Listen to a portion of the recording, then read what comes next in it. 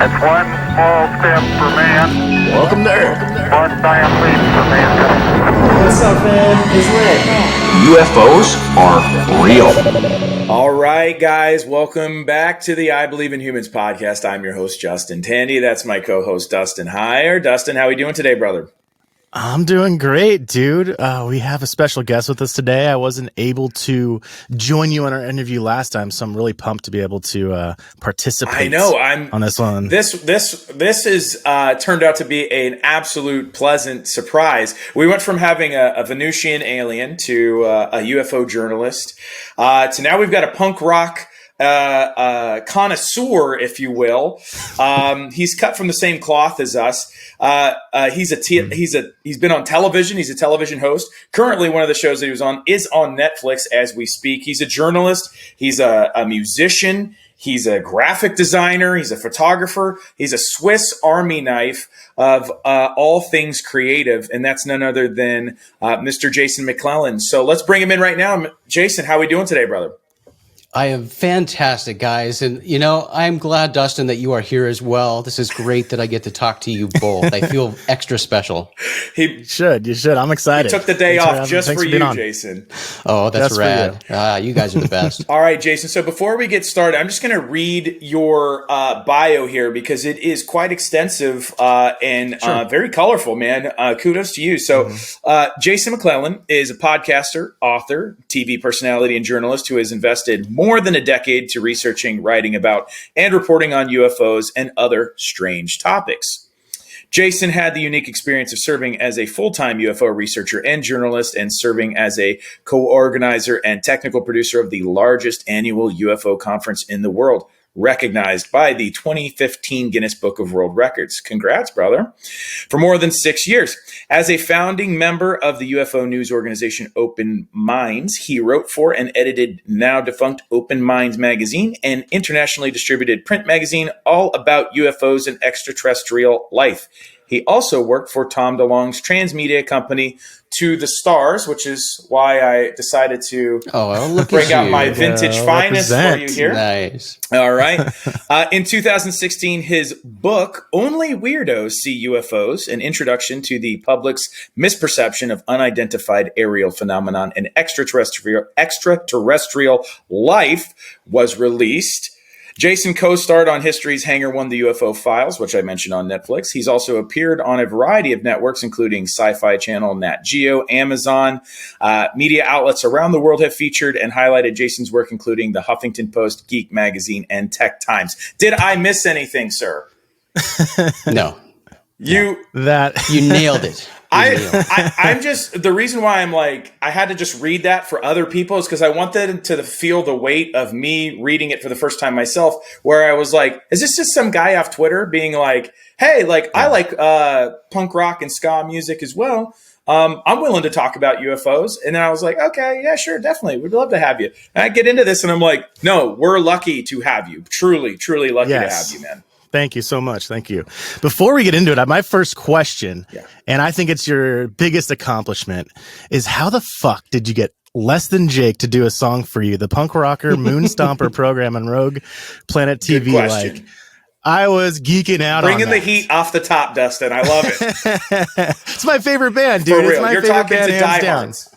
Yes. I'm still geeking out about that too. I mean, I love Less Than Jake, and you know, I have COVID to thank for it. Really? Actually, was this over the quarantine or whatever? Or? They were bored and they had free time. That's exactly right. I mean, those guys are hardworking musicians, and I mean, if you're a Less Than Jake fan, you know that they seem to always be on tour. Right. That's what they do. You know, somewhere in the world, Less Than Jake is playing a show. Right. And, you know, that hasn't happened all year long. Right. So these guys have had to find other ways to make a living. Yeah. And Chris is a machine.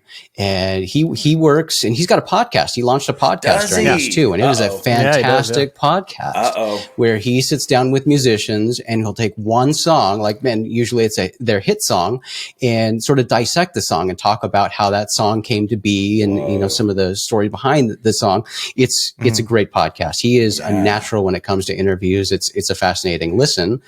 You don't have to be a Less Than Jake fan to enjoy it, but it helps. And for all the under 20s, let's just clarify: Less Than Jake is a ska band that's been around. They don't ages. call themselves a ska band. They're more a punk ska punk band. Is that what it is? Okay, I didn't realize they call themselves punk with horns. Punk with horns. I like it. I like it. Dude, yeah, epic. So anyway, Chris, he's got his podcast, but he also, the way he's making his living right now is by making custom jingles, custom songs. So, people want to have a nice love song to give their significant other on Valentine's Day, things like that. That is what Chris is doing. Yeah. So right when he started doing this, I saw him posting on Twitter about it. So I reached out to him and I said, look, dude, we got this show that, we had going a few years ago, and it's sort of been sitting on the shelf for a while. Love to bring it back.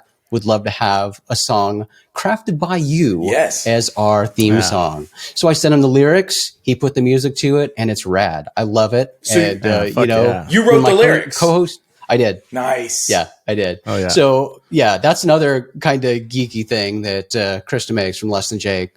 Took my lyrics and made a song. Dude, that is amazing. I mean, obviously, like in your profile, like when on your social media accounts, it says, ska, punk, UFOs, basically, in no particular order.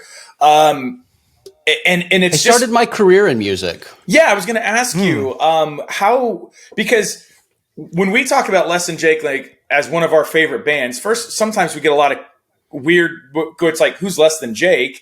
And then, but it's also like, they're not a huge band. I mean, they're huge to us, but other than like Warped Tour, I don't know really what like the height of their popularity was. I do know that they have new music out that came out in November recently, like a 3-track thing that just came out. So, check that out on Spotify. They have a new album dropping this month too. Do they? Ooh, possibly next week. This is amazing. So pumped. Dude, they've been around for like 30 years or something crazy. Like 20 years, maybe. I don't want to age them too much. So how did you start in music then? So, I was a hardcore music fan like you guys and, going to Warped Tour, going to shows. I mean, there was a time in my life where I was going to a show every night, basically.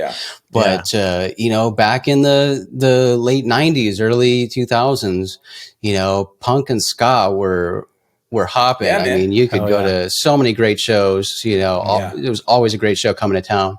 And, going to all these shows, I just decided, you know what? I'm going to a lot of these shows where I only want to see one or two bands and I have to sit through all these other terrible bands that I have no interest in seeing. Right. Why don't I just create my own show with the bands I want to see? What? And so that's what I did. I decided to start producing concerts and I would invite the bands that I wanted to see and put on the shows. Wow. So I started my career in the music industry as a concert producer. Wow. And after doing that for a while and realizing I was giving most of the money, not that there's any money to be made, mostly you lose money doing that. Right. But I was giving so much money after the shows to the venues. Right. I thought, well, what if I had my own venue? What? So I opened a venue. Get out of here. So so decided I'm going to have a punk rock venue. Is this in Arizona? Where is this happening at? This is Arizona where you're from? Phoenix, Arizona. Whoa. Yeah. What's the name of the venue? I wonder if I've been there. I'm sorry. I didn't mean to cut you off, but. Well, it doesn't exist anymore. It doesn't? Okay. It's okay. No, it doesn't. And sounds like Shangri-La. I had a real soft spot in my heart for the underage crowd because that's the crowd I came up in. Right. And remembering how much shows sucked as being an under 21 sort of caged off in a cattle area. The X on your with hand. a terrible view. Yeah. And feeling like less of a person. So when I had the opportunity, that was my focus. I wanted to create a venue that specifically catered to the underage crowd. Mm-hmm. Because I knew how much it sucked. And also because it's a lot easier to go that route than try to deal with alcohol. Like liquor licenses and stuff like that. So, I mean, I had planned to eventually graduate to something like that, but I started out easy, not messing with alcohol. Right. So what I did was I crafted a space that was geared toward the underage crowd, but sort of had the feel of a bar. Yeah. So I decided, how do you do that? You make it a soda bar. So, I had all the like old school glass bottle sodas, like a whole bar, and like they were up on the shelf on display, just like a regular bar with lighting and everything. Looked really cool. Yeah. To let the kids feel like they had their own bar. They could go and grab a drink and see the show and not be caged off in a corner somewhere. So they would get an actual show experience. And what kind of bands are you pulling in? Who's on the ticket? Because you said these are bands that you wanted to see play and stuff. So like, who are you reaching out to? Like, by the way, I just love the ambition of this whole thing. I'm 35 and I don't have that kind of ambition. But who are you calling in? So after producing concerts, I became friends with a lot of the bands that I liked. So it was easy to reach out to them and just say, hey, you guys touring anytime soon? You want to play a show in Arizona? Right. So, a lot of the California bands were easier for me to get. People who were known in the ska scene, Chris Murray, Monkey, some of those guys, on the East Coast, the Toasters were, I was their booker in Phoenix. So anytime the Toasters were coming to town, they'd say, hey, you got a show for us? So, So yeah, I got around. Yeah. I think JT and I have seen one show together in Arizona. I remember. I think it was Tempe. It was, yeah. We went to go, Tempe, Arizona. We went to go see McClellan in Long Beach. Sweet. And we're beer bonging in the parking lot. Mm-hmm. The sun's not even down yet. We walk into the venue and they're playing their encore. They're like, thanks guys, thank you very much. We're like, what the fuck? So like we went to their tour bus after and chatted with them and they're like, why'd you guys close down? So we're like, well, we just got into the country. They're from Sweden, by the way. Time zones different. Yeah, they're from Sweden. And so I'm like, well, you're playing in Riverside. Like, when's your next show? Tomorrow. When's your next show? Get us tickets. Like, sorry, it's sold out, or our wives are on tour. And then we go home. We're still drinking. And my buddy finds him like, dude, they're playing in Tempe, Arizona on Monday. Like, let's road trip it. Let's go. I think I lost a job overdrew my bank account, missed a midterm. Totally. I think we sweated out 40 pounds in the car ride because, man, Arizona is hot. It happens, dude. I mean, even the venues are hot themselves. It's hard to air condition, when you got thousands of people inside. But talk about hardcore. Back in the day, in the early days of the Warped Tour, some of the places they would hold it here in Phoenix were brutal. I mean, it would just be out in a parking lot on blacktop. Concert, yeah. So it would be on blacktop. In Phoenix summer, it's 120 outside on blacktop. I don't know how I didn't die. Just or how lots of people didn't die. Yeah, man. And back then they were dicks too. They wouldn't let you bring in water. What? Oh, because they're trying to sell you like $10 water bottles and yeah, exactly. Yeah, because you're skanking around all day in the sun, just dying. Yeah, man. It brings back so many memories. I mean, I miss those days. They did a Warped Tour like 25th anniversary or something recently, didn't they? I mean, this was obviously it was only like a couple before locations. COVID. They did, and I think that was also part of their like sort of farewell tour as well. Was it?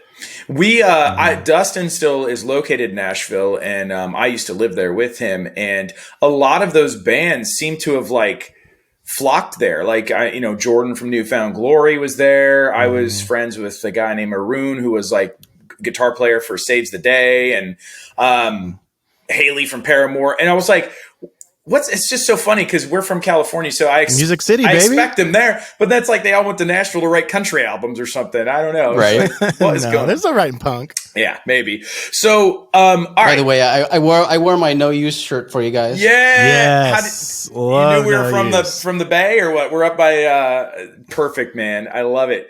Thank you so much because I was going to bring up what kind of California bands because I was a big Social D, No Use for a Name. Yes. It's just the epicenter over there. So you are like I mentioned earlier off the top, Swiss Army knife, right? So you clearly, and I know you design your own music other than LTJ doing the jingle for one of your shows.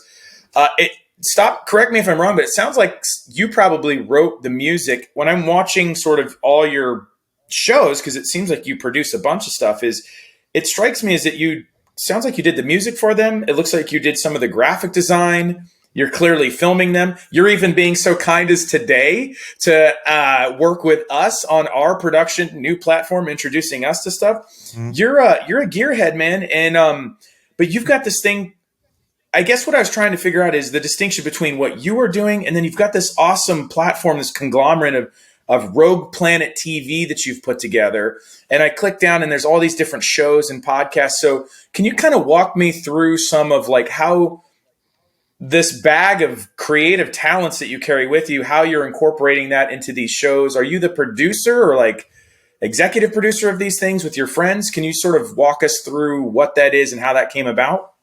Yeah. So thank you for checking out, a lot of the stuff that I've been putting out. I do create a lot of my own stuff. I like to be hands-on with everything just because I do have a large skill set and I'm a creative person, and it's fun for me to tinker with things and try to walk through an entire project and make it look and feel the way I want it to.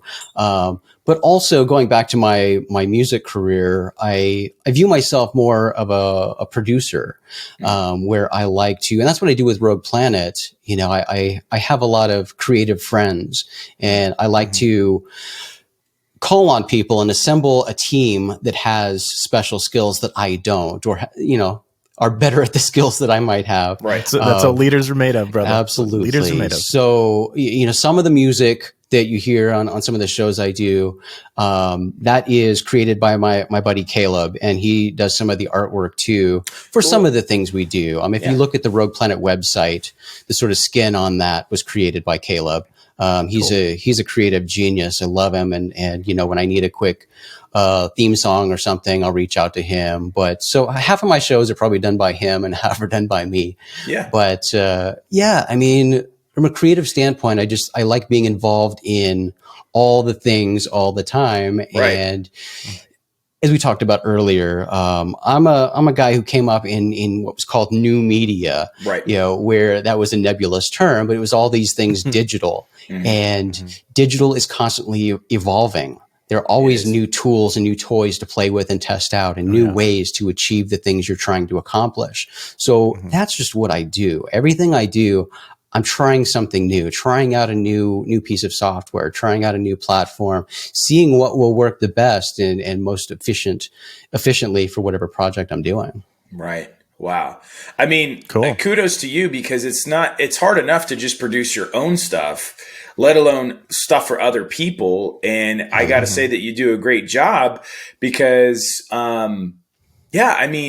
the list goes on. It's like, it's not just podcasts, it's films, it's web series, and that you've continued to do it for such a long period of time. Cause I don't know, whoever's listening to us that is involved in film work production, they'll understand, but the people that don't, I don't think they really understand the time and effort and what goes into not only pre-planning shows to make sure that you have creative content, but the post-production of like piecing that together and then meeting deadlines and stuff. So kudos to you for that. Are you still doing that? Like, it sounds like when you talk about your music career, like obviously you're not hosting the bands and stuff like that. Is that still something that informs like that you're doing today, other than just like fun or for hobby? Like for me, the podcast is more of hobby right now. Yeah. The older I get, the more these things start drifting into the hobby category. And we'll talk about UFOs later, but that's sort of, it happened backwards for me. Right. And how it happens for most people. For me, UFO started out as a full-time profession, something I was paid to do rather than a hobby growing into something. So, and with music, like I said, I just took it by the horns and made it what I wanted it to be. I decided to make that what I was going to do, how I was going to make my living. For now, as you mentioned, I have my hand in a lot of different pots, and that's problematic. It's exhausting. There's not enough time. There's never enough time. And being a creative person, my mind wanders a lot. At one moment I'll be hyper focused on something, but that may be there tomorrow. It may not be. Right. And I just have to. I'm getting better at being more realistic with myself. Yeah. And I'm doing that with my own UFO podcast, where after a while, it got to be a burden. it was something that wasn't bringing joy to me. Yeah. I was trying to please other people, and I was like, why am I doing this? This is something that I'm not getting paid to do. I'm doing it because I'm passionate about this and I want to do it and I have fun doing it. But when it started to not be fun, I had to step back and say, okay, I need to figure out a way to do this where I'm not going to overload myself. I'm still going to be able to put out quality content. Right. So I'm still sort of juggling that. That's a learning process that I have to go through, especially when I add new shows on top of things, and like the Punk Rocker Moonstopper program that I just revived. I had to keep that going because it's got a kick-ass theme song. Hell, dude. Hell yeah. Don't stop now. Don't stop. And the reason why, and we are going to get to UFOs here in a little bit. Definitely. I mean, obviously we're, UFO junkies here, but the reason why is why we sort of start with this line of questioning, Jason, is not an interrogation, but sort of our thesis, if you will, for me personally, and what we set out to accomplish with our show was really to try to like bring this niche into a brighter light for more approachable for people like us, and that's why I like. To destigmatize not only like it's okay and it's cool to talk about this stuff, but that like not everybody's wearing the tinfoil hat. Not everybody's a weirdo in a cabin in the woods somewhere. The guy next to you at the concert, that likes the same music and movies you do, might think aliens are real. And I think we kind of need to respect each other for that. Is that something that I don't know if that aligns with something that you've set out or maybe you've stumbled upon, but that's kind of where we go. As I like to set out and find out who the man is behind the information before we start asking you for your expert opinion. Yeah. So that was really the driving force behind my idea to launch Rogue Planet, was because I had a group of friends and colleagues who I knew had, similar viewpoints that I did. And we approached the subject just the same or similarly. And our goal wasn't to go preach to the choir, as they say, right, or to cater to the UFO community. Like UFO people already, have their opinions, and they already have the information. They've been around the block. They know what they're doing. But and also, I certainly don't view UFOs as a religion, and it's not my job. My role is not to force information down people's throats. I present information and let people make up their own minds, because that's what this is all about. People need to make up their own minds. But I know that, what a lot of people in the UFO community take for granted is that we're hyper focused on UFOs because we're passionate about it. The general public is not. So things we take for granted, like basic details, like take Roswell, for example. We think, oh yeah, Roswell is so tired. It's been done over and over and over. Shut up with Roswell already and move on. Who cares about Roswell? Well, the general public, there's still basic education that can be done there, because I can't tell you how many UFO conferences I've been at where people who come there, it's their first UFO conference, their first time even looking into the subject of UFOs, and they hear Roswell or they mention Roswell to you, and they're all, oh yeah, that's Area 51, right? That's in Nevada. Right. They don't even know where it is, let alone, the details of what happened in 1947. So, that's what we do. And that's my focus. That's my passion, is making UFOs approachable and bringing it down to reality. UFOs, in my opinion, are overcomplicated, and they don't need to be. Right. We could bring it down to a very basic level, make this topic approachable. And like you said, let people know that, hey, UFOs are cool. It's okay to talk about it. You're not weird. Right. Chances are, the large majority of the people are interested in this topic in one form or another. Oh yeah, they message us on Instagram. Absolutely, and it's not just the everyday you and I. It's also celebrities and people of stature that are asking these questions, and one of them being Tom DeLonge, that everyone always kind of looked at as kind of wacko when he left Blink-182. Right. I'm sure he's the one laughing now, but I saw that you had an interview with them, Dayton kind of pre-TTSA. Do you mind, what's your relationship like with Tom, and how'd that come about? So that happened almost 8 years ago. I guess. It happened on his birthday, which I believe is next week. Oh, rad. Happy birthday, Tom. On his birthday in December. And yeah, it's that interview is something that I'd worked on probably a solid year to land. Oh, wow. I just kept pestering until it happened.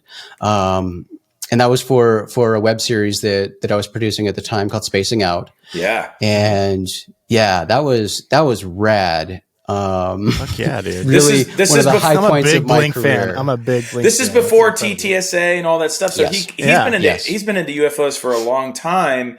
And so I just want people to distinguish that you were there first, right? Like, it's like, I don't know if you're the only one asking him these questions, but you're definitely like, he's still technically in the band recording albums, right? Like, I don't know if that was Neighborhoods era or Dogs Eating Dogs, or it was around that time. But what was that like, man? I mean, was it, how did you know he was into UFOs and that he would be someone willing to approach you with that subject? Did you hear this through the grapevine, or how did that come about? So the thing about Tom is he's always been vocal about his interest in extraterrestrial life and UFOs. Anybody around him knew that he was, they always thought, here's crazy Tom talking about aliens. Right. And, you'll hear the stories he tells. And he told it, in that interview too, that, when he got his first check from Blink 182 money, he went out and bought a computer for the sole purpose of looking up information about UFOs. Yeah. Love it. And on tour, he would spend his time reading books about UFOs. Yeah. And, at this point he had started, talking about it more publicly. Social media was starting to become a thing. And he had launched a news sort of aggregating website called, Strange Times. And I remember this. Yeah. And this was, he still has a property called Strange Times. It's since morphed and is, if things are still on track, it's going to be a show on TBS, an animated show. But he sort of transformed what that is, that property. But this was just a website where they post links to all sorts of strange news. And a lot of it was alien and UFO news. And a lot of that news was being written by me, other people at Open Minds. So, we knew he was reading what we were writing and he was listening to the podcast that we were doing. So, I knew that I had his ear. I knew about his interest. I knew what he was up to. So that opened the door really for me to really push that. Yeah. And I also I wrote an article about Tom and his interests and all the things he was up to in our magazine, Open Minds. And that was really, one of the first pieces to really hit the UFO community, to introduce them to Tom DeLonge as a UFO person. Right. And I got a lot of shit for that. Really? And a lot of stuff you see now from people who are really resistant to the stars and Tom DeLonge. Yeah. But, the reactions that you can imagine from people like, why do we care about this rock star talking about UFOs? Give me a break. Right. So definitely had to deal with that. But, in what I know about Tom and what certainly you hear it in that interview, but I always tell people, as surprising as it sounds, still to this day, that man is the most well-read person on the subject of UFOs that I've ever met. Right. And as you mentioned, I've been doing this for more than 10 years. I was involved with a leading UFO company and the largest UFO conference there was. Right. I frequently rubbed shoulders and became friends and colleagues with pretty much everybody in the UFO community. Right. All the leading researchers. I've met all these people. I talk to these people all the time. They're my friends. And still, that being said, Tom DeLonge is the most well-read person on the subject of UFOs I've ever met. Wow. Hell yeah. I'm going to ask, I don't know if you got a chance, but I asked Ryan this question, and maybe you can elaborate it on a little bit deeper now that you say that, which was, so the thing for me, what I respect from Tom is that he brought people like me and Dustin into this, because I always considered myself a spectator on the sidelines. Yeah. But his celebrity status, whether you like it or not, it does attract people that were just Blink fans or Warped Tour fans. And then you start to make UFOs cool. Sorry, but that's the way it is. Like, Tom's cooler than the guy who's, building a radio antenna out of his garage or whatever, So what do you I asked Ryan if he thought there was a resistance, if there was a beef so to speak, between the community and like something like TTSA. And he somewhat confirmed that. Do you have any insight or inclination or opinion as to why that may be? Like, if he is as well read as you say he is, why is it? Do they think he's like some sort of clown, or he's making a mockery of it somehow?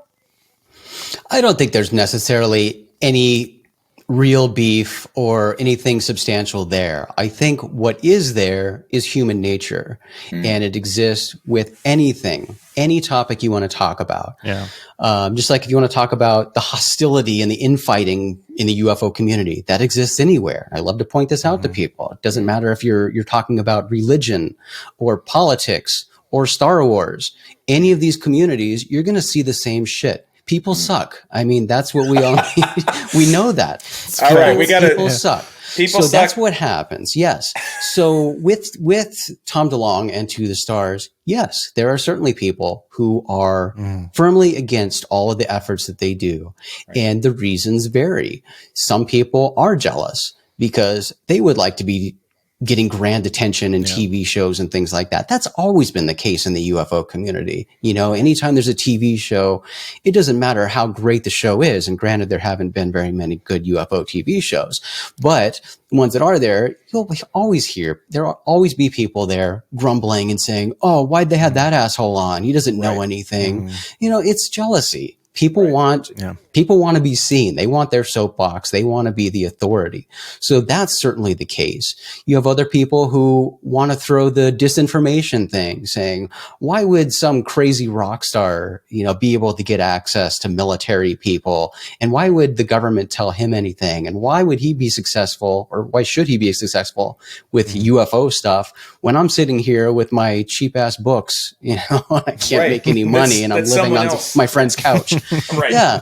So, I mean, there are many different angles here. And I think, overall, people who have those types of complaints or arguments against what TTSA is doing, I don't listen to them at all because it's not worth my time, and they can go grumble and cry about other things. Right. But it doesn't affect me at all, just like what Stephen Greer is doing. I don't support, there are certain people that I don't support in their efforts, and I try not to badmouth too many people, but, I don't let it affect me. I'm raising my hand on a podcast, so I realize that. So I don't let it affect me, I choose not to support them, but at the same time, I think it's great that people want to go out and do their thing. That's awesome.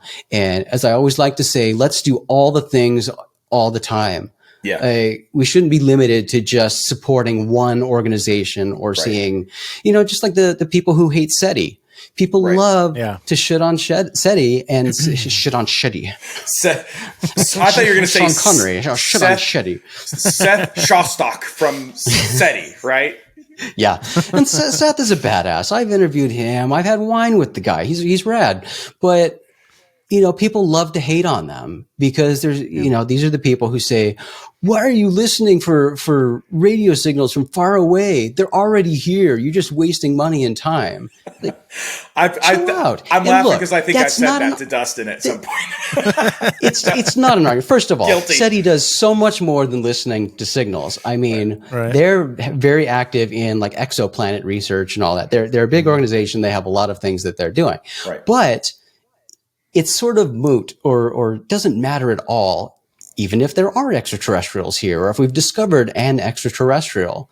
An extraterrestrial isn't all the extraterrestrials in the universe. It doesn't answer all the questions. Just because you find something here doesn't mean you stop everything and say, oh, well, search is done. We know all we need to know, or we don't care to find out anymore. Right. Like, let the search continues. Like the possibilities and, questions are endless. So I love that they're willing to spend their time and money doing that and let other people do other things. Right. We've got enough mystery to go around. Let's do all the things all the time. I love it. Thank you for that clarification. Thanks for throwing me under the bus. It's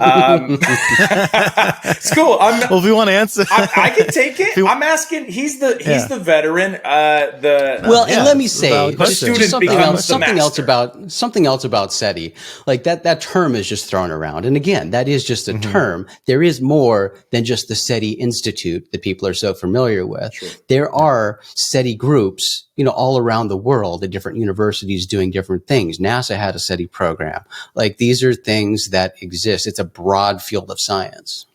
Correct. And I mean, I am of the same mindset. I mean, you can't just listen to UFO alien talk all the time. I mean, I'm wearing the hat for Star Talk. I like to balance it out with Neil deGrasse Tyson, the Hayden Planetarium, actual, tangible sciences that have nothing to do with UFOs and aliens, right? Because I do think that they inform, and ultimately when it sort of melds into your brain, you get a more well-rounded, informed opinion, in my opinion. So anyway, that's how Tom DeLonge got into UFOs. He's been into it a long time. Thank you for shedding some light on that. But how did Jason McClellan get into UFOs? You mentioned that you were paid. You were actually one of the few people paid to investigate UFOs at some point. You mentioned and then it became a hobby later. So how exactly did you get into this? Did you have a witnessing or something? Because I feel like most people witness something and then they get into it to like search for their own personal truth. But it sounds like you kind of went a different route. Yeah. I mean, I did have sightings and stuff earlier in life, and maybe those influenced or fueled my curiosity for the unknown, and, really made me fall in love with sci-fi. And, growing up with Star Trek: The Next Generation and, things like that really helped me start questioning things and loving the mystery of outer space and the possibility of extraterrestrial life and things like that. I live in Phoenix. I was here in 97. I saw the Phoenix Lights, but that stuff didn't really impact me and make me say, this is going to be my life's quest. It really didn't have that sort of effect. When it comes to UFOs specifically, I describe it as UFOs landing in my lap because it really did. I was doing a completely unrelated job, and I was fortunate to work for a crazy rich person. And crazy rich people are awesome. Well, they can be, but you got to love crazy rich people like Elon Musk, who will spend their money on rad things. Right, of course. And this crazy rich person came to me and said, and he knew my background, in production and writing and things like that, and said, look, what I really want to do is start a company all about UFOs and extraterrestrials. You know, how do you respond to that? But, of course I jumped on it. I said, that's rad. Tell me more. Let's do this. Yeah. So, it took several months, but after a while we formed a company. We formed a legitimate company that was all about UFOs and extraterrestrials. We built Open Minds. Okay. Open Minds. Yeah. We built a video studio. We, launched a magazine. We got the website going that we updated every day with news. We're doing podcasts. We got the conference going. We actually went out and acquired some pretty substantial, UFO archives. We acquired the largest privately owned UFO photo archive. So we had binders and binders and binders of UFO photos. But bottom line is, I found myself in a full on. This isn't just some me talking to you guys and saying, hey, let's start a UFO business. Right. This was a fully set up business where I was receiving a salary, full benefits, everything. This was a full legitimate company where my job, for 50 hours a week was to do UFOs and extraterrestrials. So. Crazy. I don't know how you keep your sanity, honestly, because I'm on Twitter and Instagram messaging things and I start to lose my mind. And I'm like, I don't know how you would just stay in it for so long. You must have taken a lot of walks around the building and stuff like that, to get some fresh air. Damn, dude, that's a lot of consumption of UFO, and there's a lot of weirdness in this stuff. So. Well, and here's the thing. Yeah, I mean, I went into it blind, really. Aside from casual knowledge from sci-fi and having my own sightings, I didn't know anything about UFOs and UFO history and UFO culture and, any of the players in the UFO field. It was all new to me. So I had to fall down that rabbit hole pretty fast. Yeah. It's a fun ride, let me tell you. Yeah. this has been a passion of ours for a while, for mine for a while. But I mean, we're fairly new to this this world where we're just diving into this. I mean, this podcast, what, 3 months old now? It's a lot of fun. 4 months now. It's December. Podcasts are the best way to do it, man. They really are, and I encourage people who have the curiosity to do that, because it gives you the opportunity, just like this, to reach out to people and have this discussion. It's awesome.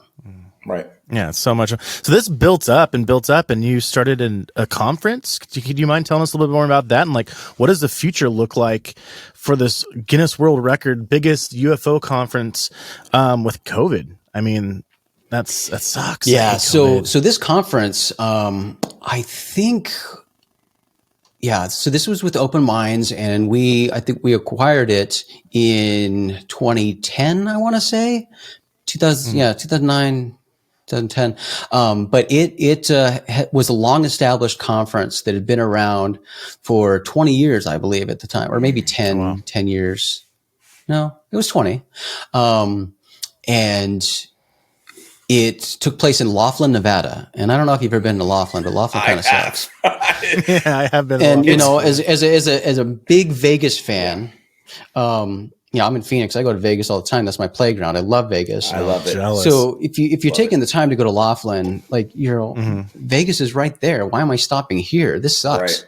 Right. But anyway, I mean, it was so depressing. Like all I remember is there like are just scary, people waiting to die. Bumpy, scary airplane rides to Laughlin. Because if Reno is like the little brother of Vegas, it's like Laughlin is like the weird stepchild of Reno, because it's a piece of something that floated down the river. I mean, it's like that three-eyed fish in The Simpsons that jumps out of the water, kind of thing. Yeah. I'm not a Laughlin fan, but anyway, we knew that we wanted to take this conference and we wanted it to grow. We wanted it to be more accessible to people, and you're not going to be able to do that in Laughlin. I mean, correct. Laughlin jokes aside, it's not convenient to get to. It doesn't have a major airport. So you get to fly to Vegas and then drive. Yeah.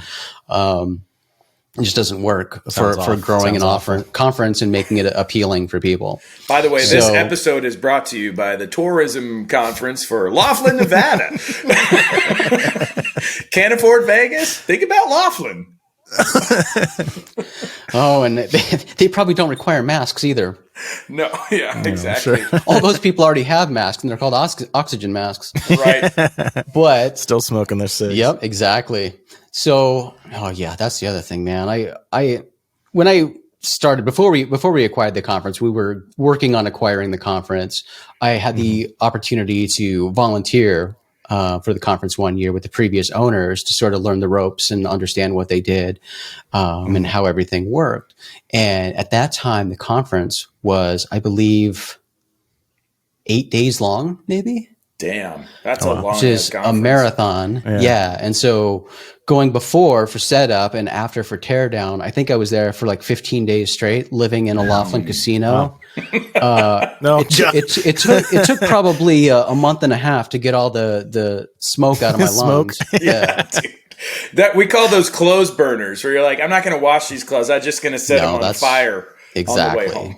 Exactly. So what we did with the conference was, when we acquired it, we moved it to Phoenix. Fifth largest city in the country, major airport, tons of hotels. This will work. So we did that. And that very first year, I think the attendance doubled in size, and it was great, man. We had a great thing. And I think so. Open Minds sort of dwindled around 2015. And I think the owner gradually sort of started losing interest. And I completely understand, because you don't make money with UFOs. You really don't. So this guy was just burning millions of dollars, funding a passion project. Right. So it's only fun to lose money for so long. I certainly learned that in the music industry. And he's not getting the free drinks like when you're at the craps table and stuff, right? Better than losing money in Laughlin. Well, that's right. So what happened with the conference, and so the conference now has a new owner. So Alejandro Rojas and his girlfriend Karen Bard bought the conference, and they've hosted it, I believe, twice since then. And they just did a virtual version of it during COVID. Cool. I actually didn't catch any of that. But I heard either. people enjoyed it. But virtual conferences are weird. I'm a fan of them actually as a content producer, and I actually put one on in May called All the Strange. It was completely virtual, and we had a lineup of speakers who gave presentations about all things strange, from Bigfoot, UFOs, ghosts, and that was rad. I really liked that. But when it comes to UFO conferences, I'm a big fan of UFO conferences in person, because they really open your eyes to what the UFO community actually is. It's not the thing you see on social media where you think everybody hates each other and everybody's a dick. That may be the case, but at UFO conferences, it's a cool community. You have that feeling, and that was something rad with our conference, with the International UFO Congress, when we were running that. We would take over an entire hotel, an entire resort. So anybody staying there, if you're riding down in the elevator or whatever, you knew that those people were there for a UFO conference. Yeah, and they got the lanyards and stuff. It was like this inclusive thing where we're all part of this cool secret club. And you didn't feel weird. Like, you knew that, if you start talking about UFOs, like, they were there for the same thing. Like, if they give you the weird look, then something's wrong with them, because they're there too. And you can give that weird look right back to them. But, everybody was there because they had that shared interest, that shared passion, and the conversations that happen at these things, just the sort of warm, inviting, comfortable atmosphere that's there, where everybody knows, hey, this is a safe space. I like to describe them as safe spaces, because as weird as that sounds, that's huge for a lot of people. You mentioned at the top, like, it's hard for a lot of people to talk about this. And a lot of people don't feel that they can talk about this because they know they'll be made fun of. People think they're ridiculous. They'll get laughed at by their family and friends, and they do get laughed at by their family and friends. Or they'll lose their jobs, or I've heard crazy stuff. Yeah. Yeah. So when you go to one of these things and you find out for the first time that, hey, I can talk about this stuff that I'm interested in, or listen to other people talk about it, soak it in and learn more. This is cool, man. I've never experienced this before. So it's always just the best experience for me to see people experiencing that for the first time. Yeah. Now, are you still, I've seen pictures of you. Are you were hosting these ones, but are you still a lecturer, or I don't know, a lecturer, or a presenter, panelist? Looking for? Yeah, that's the word I'm looking for. You're one of the people speaking at these things now, right? I still give lectures. Yeah. No, I and like we mentioned with the type of audience I go for and my interest in this whole thing, I try to reach the general public. So these days, more of my talks and panels and presentations are like at Comic-Cons and things like that, because I love speaking to the general public about this stuff. And I got to tell you, man, there's a huge difference between speaking to a UFO conference crowd and a Comic-Con crowd. Comic-Con crowd, they are just rad people, and they are so receptive and so ready to eat this stuff up. They just sit on the edge of their seats and listen. Because again, like, for a lot of these people, the UFO topic isn't something they've heard discussed openly and freely, and they haven't been given the opportunity to ask questions and be taken seriously. So doing Q&A at things like Comic-Con and stuff, it's super fun. Yeah, man.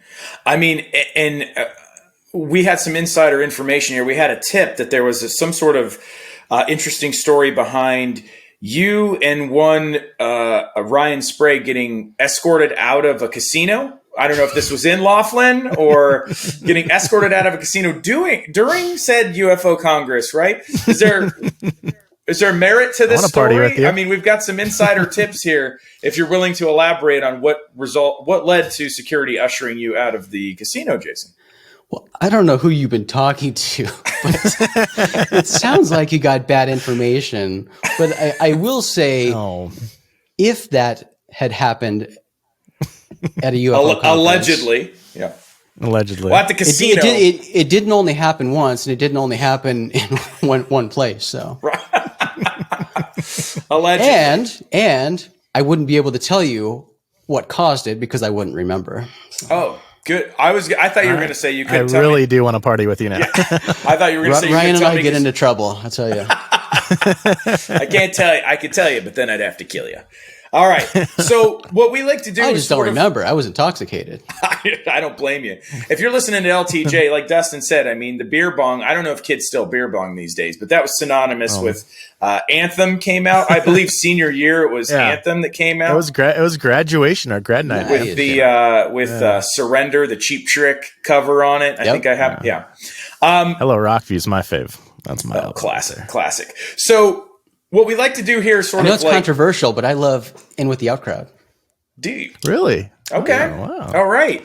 I love them all, but I do. Yeah. I do. Okay. Yes. There we go. I'll take it back. I'm sorry to hijack your show, but you keep bringing me back to Less Than Jake. But have either of you ever seen one of Less Than Jake's booze cruises?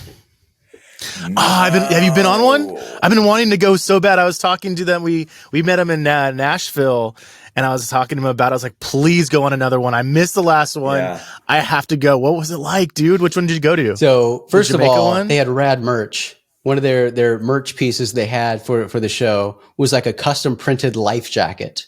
So on my wall, I've got hanging like a Less Than Jake, like big orange life jacket. And it's hand numbered too, because there was a limited, only like 100 of them or something. But I got to say, and I owned a concert venue, a small concert venue. I went to a lot of small, crappy basement shows with punk concerts and stuff.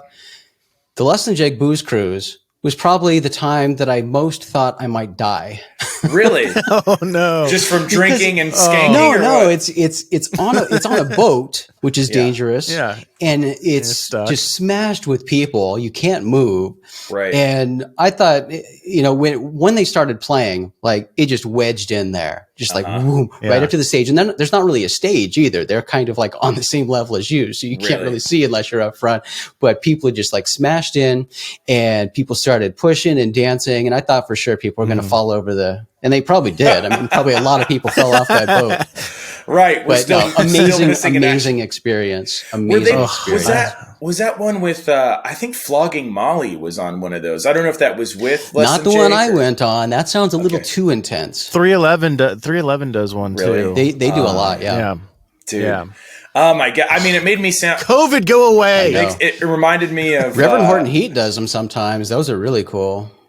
Oh, right. They're out of Florida, I take it, right? I mean, LTJ, Gainesville. LTJ's from Gainesville, but the concerts or the boats, right? Are they all docked? The ones I've gone on are New York.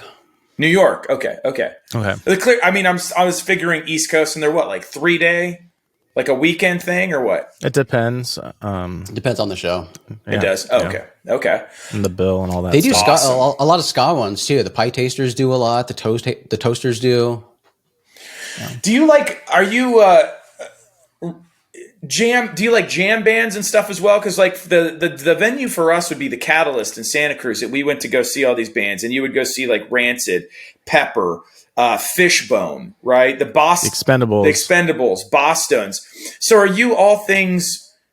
The reason why I love ska is because it kind of has that dub reggae vibe with the punk vibe, right? Yeah.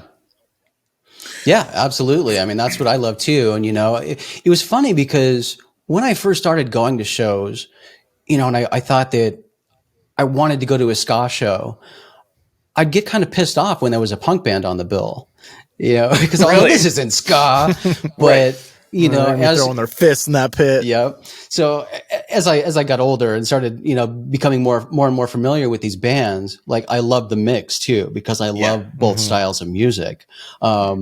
As long as, and it would depend on the bands, depend on the crowds, because different bands bring different crowds.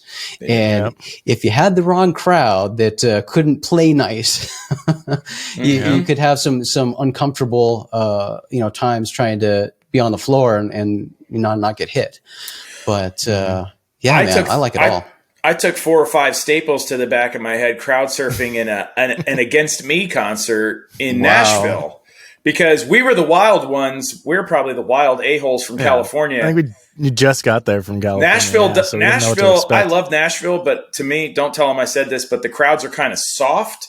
And the punk scene is pretty aggressive in California and New York is where I think the punk scene, and they're two different, right? Like you're going to have your surfer kind of punk from California, and then you're going to have like your leather and mohawks and like Doc Martens from the East Coast. So when you show up to like a concert like Against Me, or I even saw Valiant Thor there, those people don't know what's coming. And when the punk crowd shows up to these Nashville hipster, I'm just there to have my scotch and I'm wearing my beanie, and so it's a joy to talk to people like yourselves. I don't know if did you go on tour with any of these bands, or did they kind of come to you down in your Arizona, sort of Vegas, LA sort of triangle there?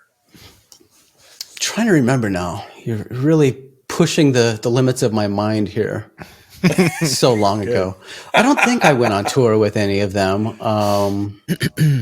But yeah, primarily when it came to the bands, yeah, I would bring them to Phoenix. Smart. Bring them to you. I mean, you're in the because of the weather and stuff. It's just nice in that whole Southwest Basin for year-round activity like that. So absolutely, and shows that I go to, I obviously Phoenix is my base, but these days, I don't get to shows very often, and when I do, typically the shows I go see, I make a trip out of it. I go to Vegas to see shows. Well, now it's hard. I went to a Less Than Jake show like last year, and it was hard because nobody wanted to go with me. It was on like a Wednesday at like midnight they went on.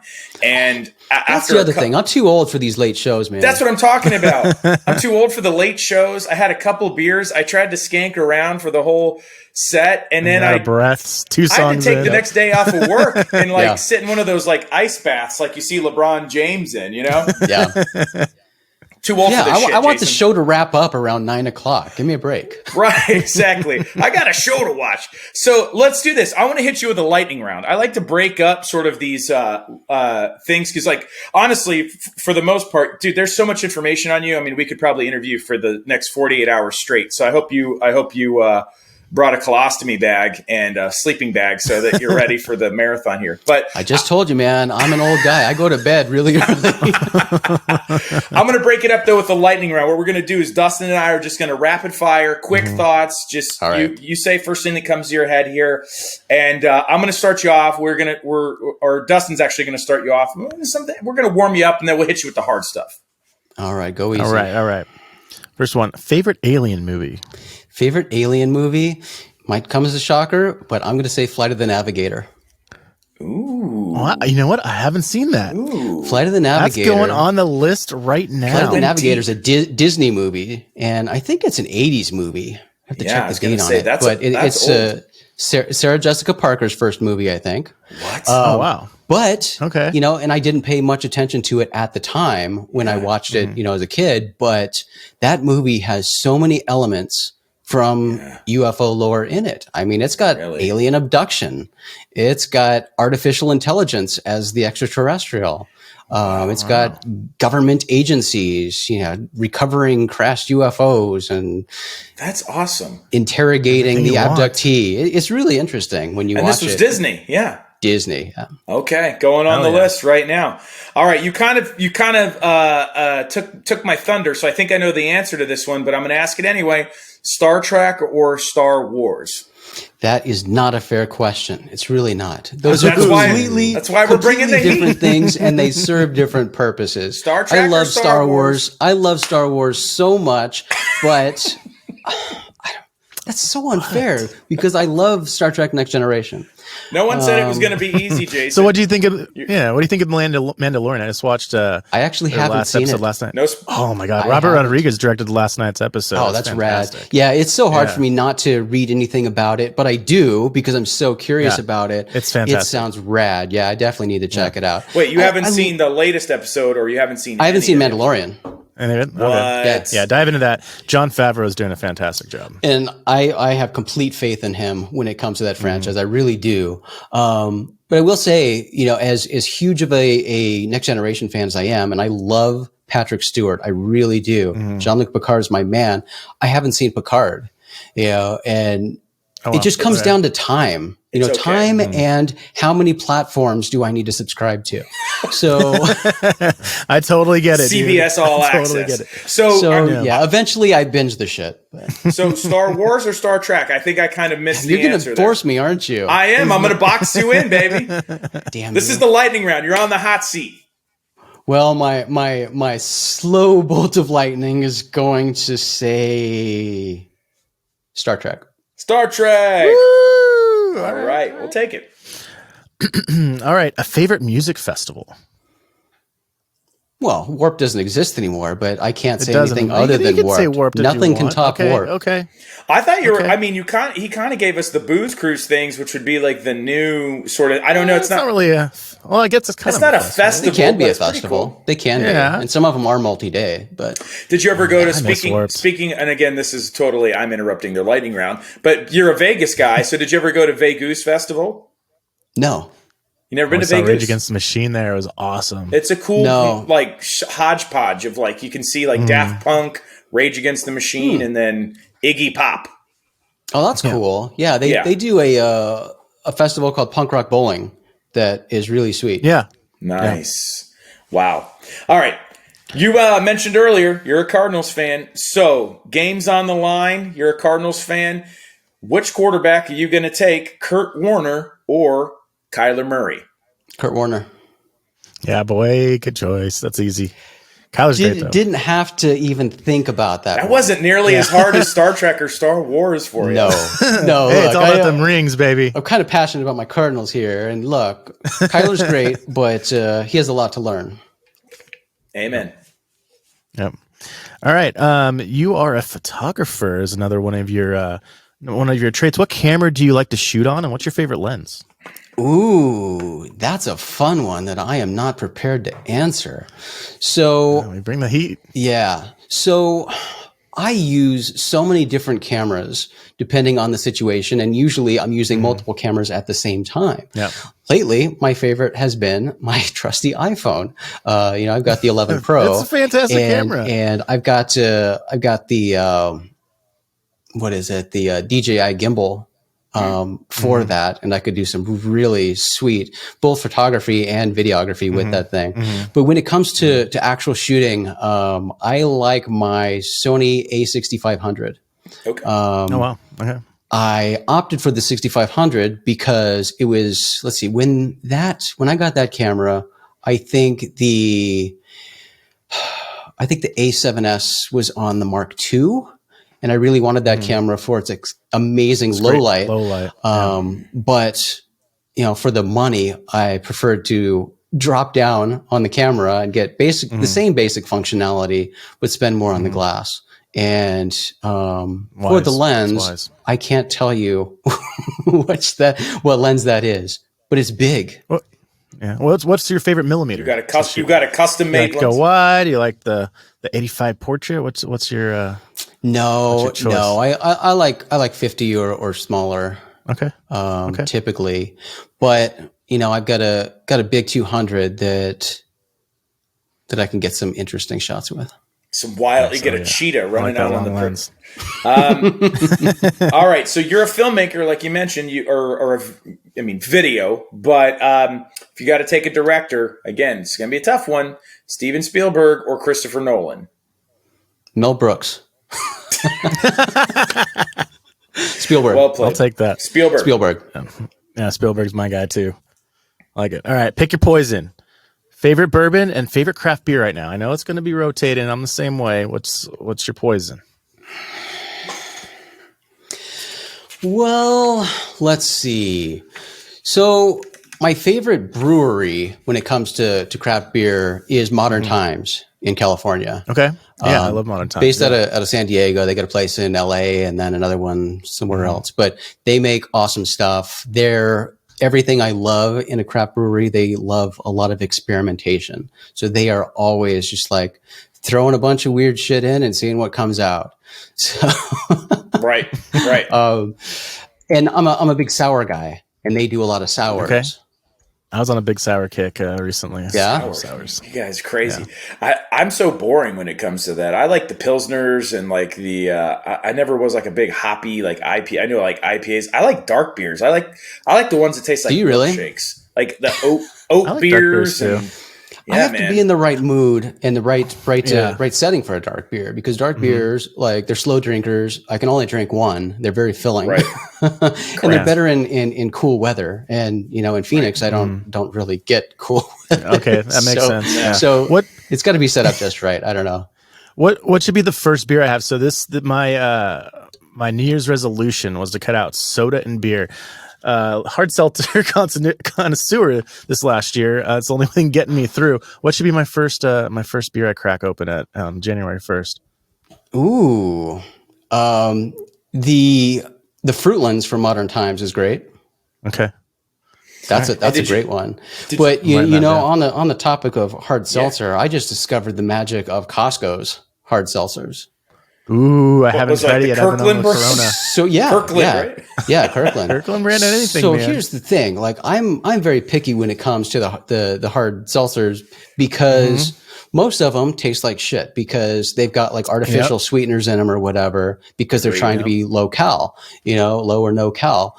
I think the best ones have actual sugar in them. That's why White Claw, I think, is probably the most popular, and I agree, it's the best tasting of the mass-produced ones, in my opinion.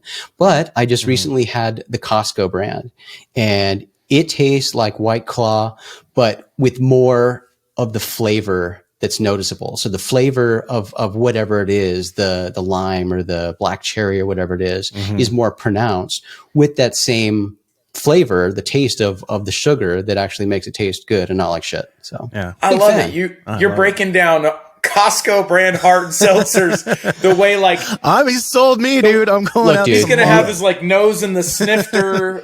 It's a full body. You can't go wrong with Costco booze. Costco booze is premium stuff, and it really is. It's actually just like the same shit you're paying a lot of money for, repackaged for Costco.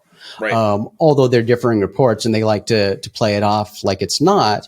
It's really, and I used to have somebody in management at Costco in the family, but it's basically known that their vodka, their giant bottle of vodka, is essentially Grey Goose. And, they say it's, bottled from the same water source as Grey Goose, and that's it. But really, it's Grey Goose.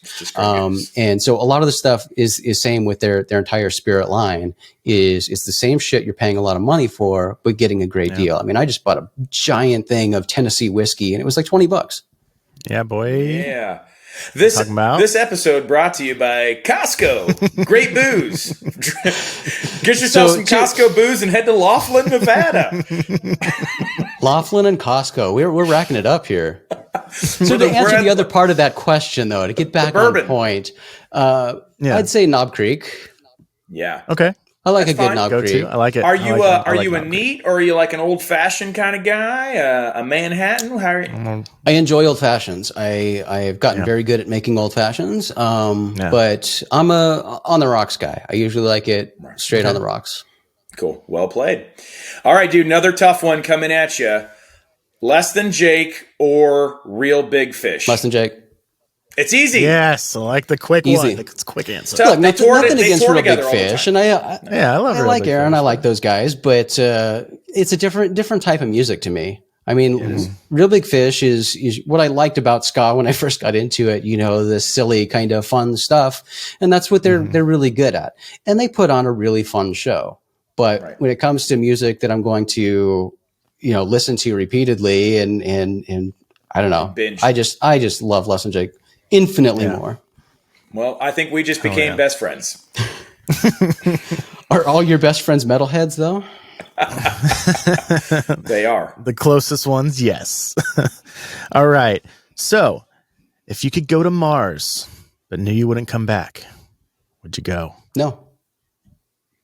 Okay. It's a good Easy answer. question. He's a married man. I saw that coming. He's a married man. His wife is like somewhere in the other room. I heard that. Look, I mean, the idea sounds rad, and being a space geek, I would love it. It sounds super cool. Half of me would say yes, but not half, but a part of me would say yes. But then I think about all of the things that I enjoy right now in life. I like, we just talked about bourbon. Like, I'm not going to be bourbon on Mars for quite a while. No craft beer on Mars. I mean, it's going to be craft beer, but it's going to be crap beer. Crap beer. Yeah. Powdered shit.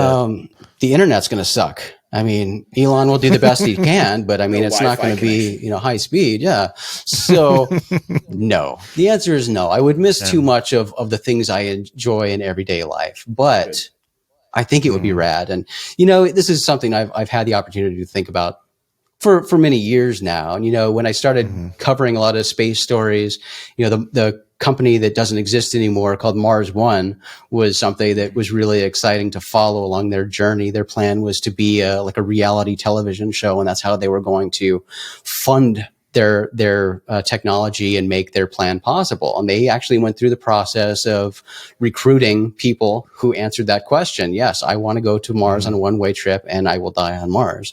They got all these people. They were going to train them as astronauts and send them to Mars and set up this colony. And it was going to be broadcast as a reality television show.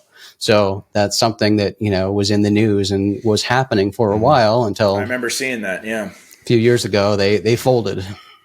Well, that's a perfect segue. So you are successfully off the lightning round, sir. So well played. Ding, ding, ding. Well done. But this isn't, it was a natural segue. The next sort of question I wanted to ask you is so let's say the colony does arrive there and stuff. I've talked about this in previous episodes that I personally think that we're moving closer to the age of some sort of disclosure as humans advance into space. But you're starting to see a lot of movement, right? Donald Trump creates Space Force. So there's a faction of our military that is looking towards being space capable if they're not already. But in terms of space law, how do we govern outer space? How do we govern Mars? If I land on Mars and I stick my flag in the ground, do I own that plot of land? Do I own those minerals? And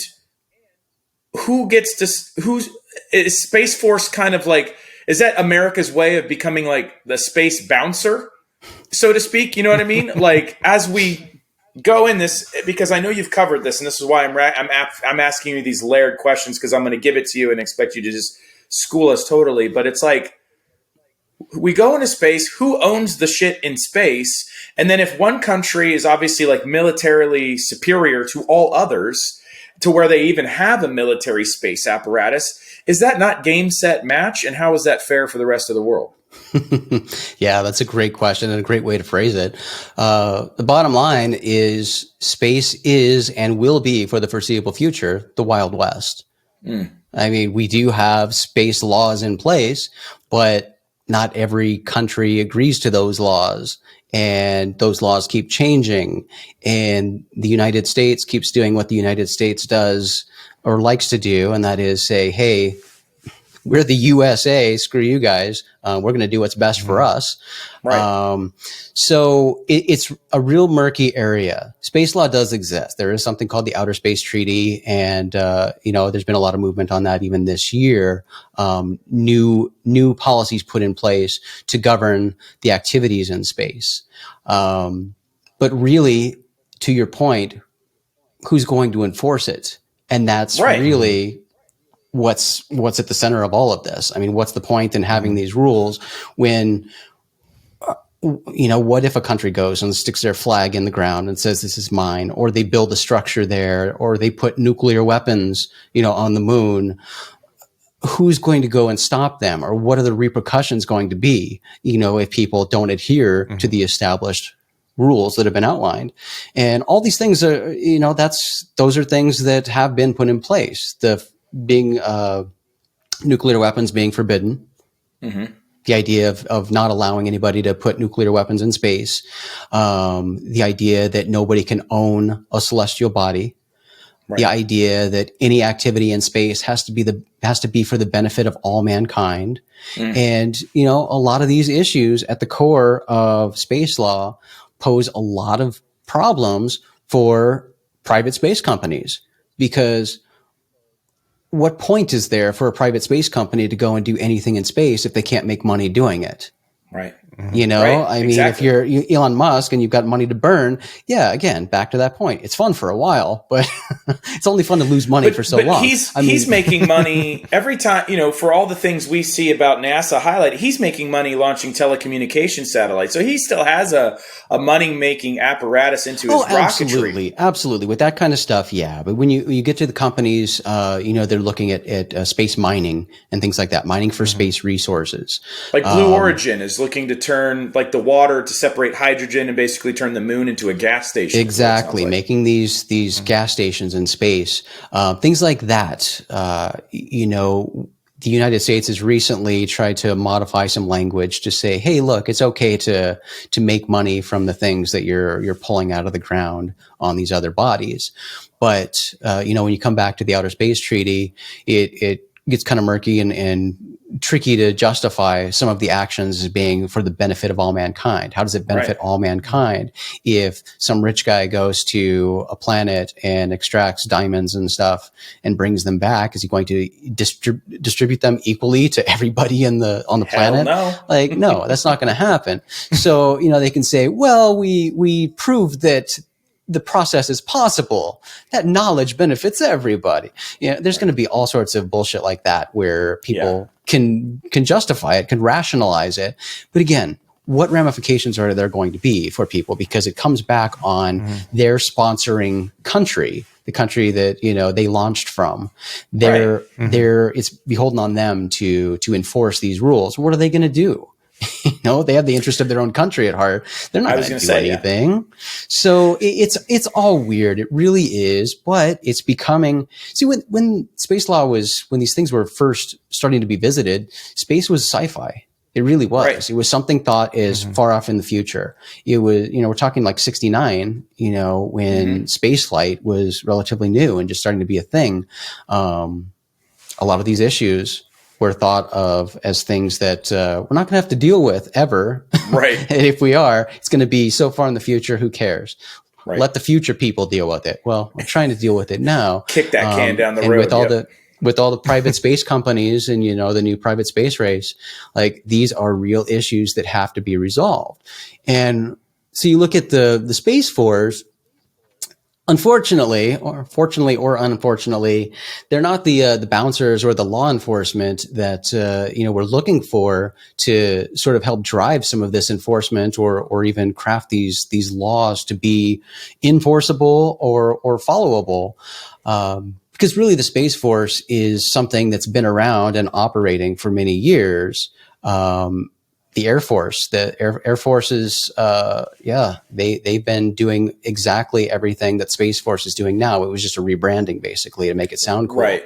But really, I mean, they're doing most of the stuff like here on the ground and, you know, dealing with satellites and satellite warfare and having, you know, our satellites and our unmanned space planes go and shoot down other people's satellites and things like that.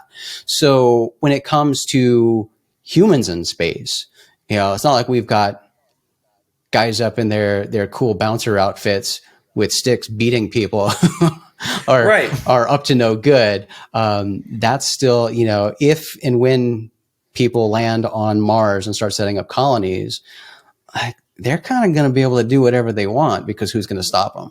Right. Well, and what I was thinking is like, you know, I saw a great article by our friend Ryan that about the Chang'e 5, China landing a probe out there. So, you know, who's to say, like, what I wonder is like, okay, so we're on the moon. China's trying to set up shop on the dark side of the moon. America's clearly trying to go there with the new Artemis projects. Let's say there's like who's to stop, you know, China from being like, hey, this is ours now. And we're like, no, we want a piece of that. And if there's a skirmish there, does that translate down to now the continental United States attacking China here back on Earth because of something that happened on the moon, right? It just I think the easy answer is yes, absolutely. Because again, it comes back to the sponsoring parties, the countries being responsible for the actions that take place in space. And then the non-spacefaring nations are just left in the crossfire. Well, they'll be the lucky ones. I mean, they'll say, leave me out of it.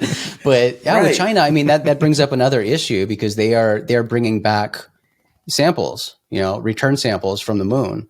Right. And there are protocols in place, at the international level. The UN has things in place for preventing contamination from, bringing things from space here. And same thing in the reverse order. When we launch into space and land anywhere, we try to make sure we don't contaminate any world we land on.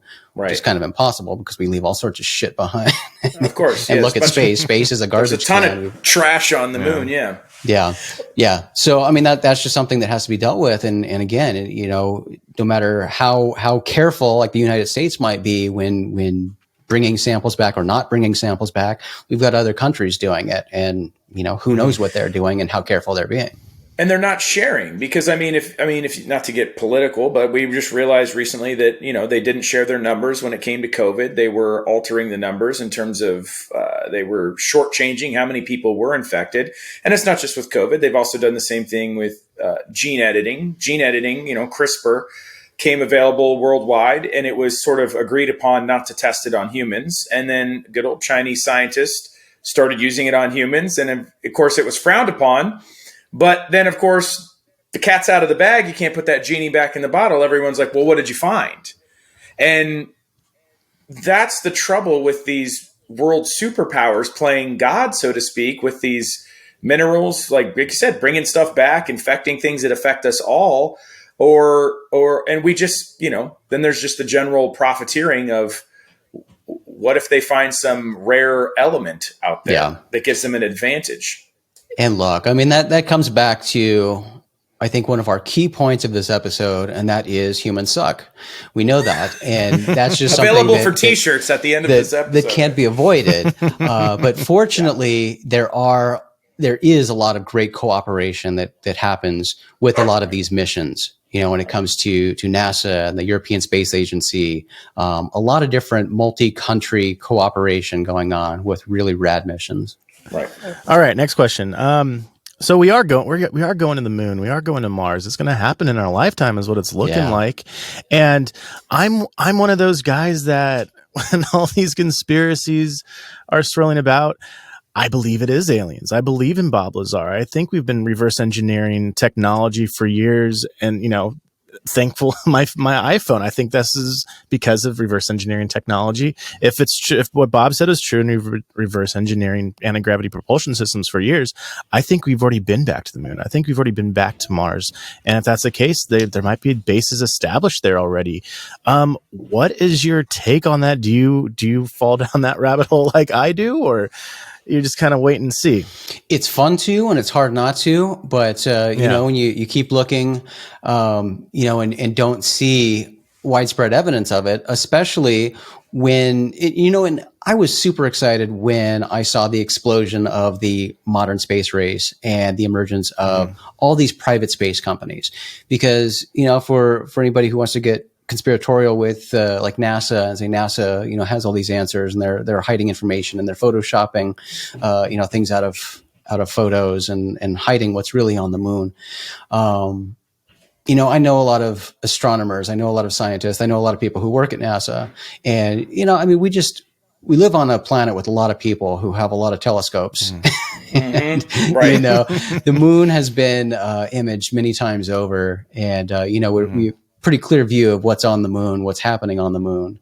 But also with the private space, these guys have no interest or obligation to, keep secrets or, do the government's bidding. So that's why I've always been a huge champion of Elon Musk. And I think that, if we discover extraterrestrial life, it's going to be from Elon Musk's efforts, because he'll be the one, and he wants to find it for sure. So he would champion that and spread it to the world very, very fast. I mean, that would be a very popular tweet for sure. So absolutely.